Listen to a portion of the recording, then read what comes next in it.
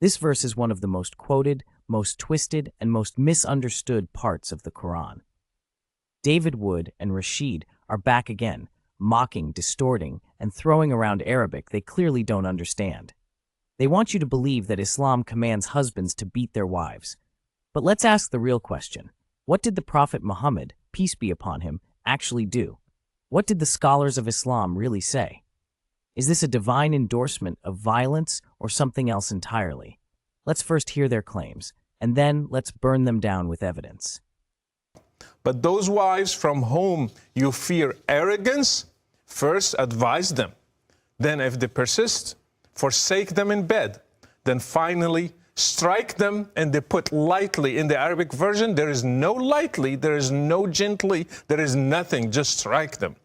It's interesting because some of them will say you fear rebellion, like you simply fear that she might. I mean, I'm the judge here. It's like male have to make the judgment. I can wake up in a bad mood in the morning. I'll be like, come here. I'm fearing arrogance from you. Here you go. Boom. And Muhammad said in the hadith, a man will not be asked why he beat his wife. And why? Because it's entirely up to you whether you feel like your wife is going to rebel or be arrogant or something like this. But it gives these possible solutions.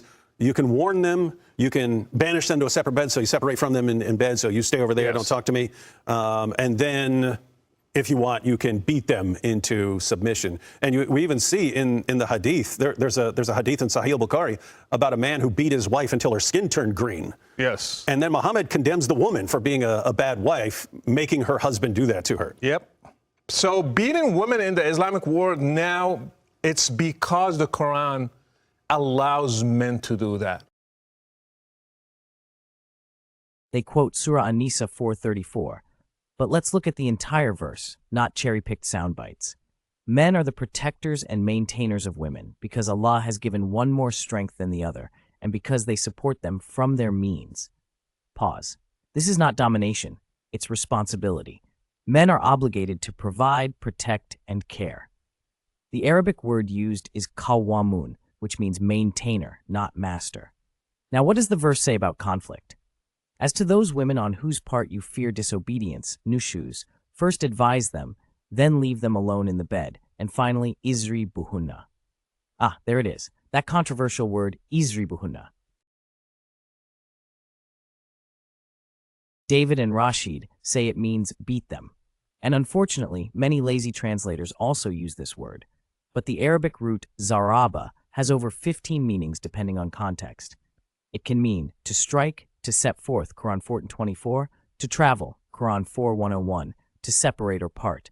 Even in the Quran, zara'aba is used with totally different meanings and not always physical. For example, Quran 24:31, let them draw, yazribna, their veils over their bosoms. Is anyone hitting veils here? No, it means placing, applying, or lowering, gently.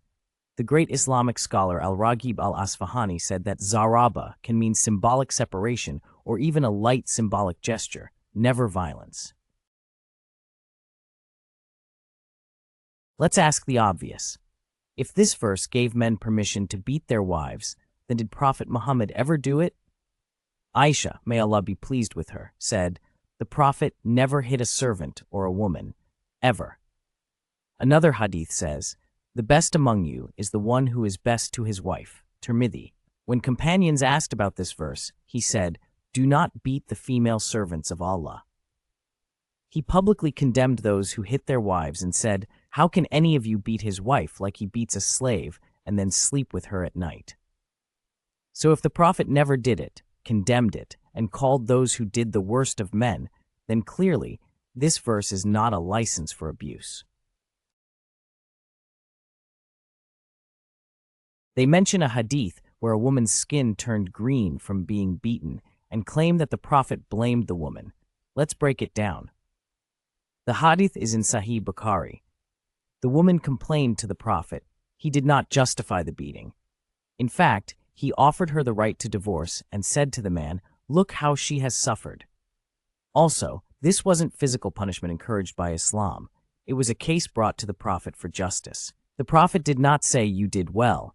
He responded with concern. Let's hear what scholars, not YouTubers, said.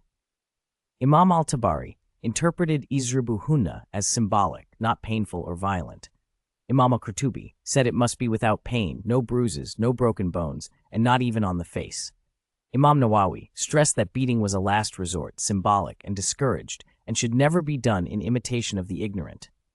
Dr. Muhammad Tahir al-Qadri and Sheikh Ibn Ashur both argue that the Prophet's example indicates this step is symbolic and should be abandoned altogether today. Even Al-Azhar University scholars in Egypt clarified that the verse refers to nonviolent symbolic distancing and is not justification for hitting women. David and Rachid cry about Islam, but let's look at the West. 1 in 3 women in the US suffer domestic violence. In the UK, 1 woman is killed every 3 days by a man, usually her partner. These numbers aren't from the Qur'an. They're from modern secular societies. Where are David's tears for them?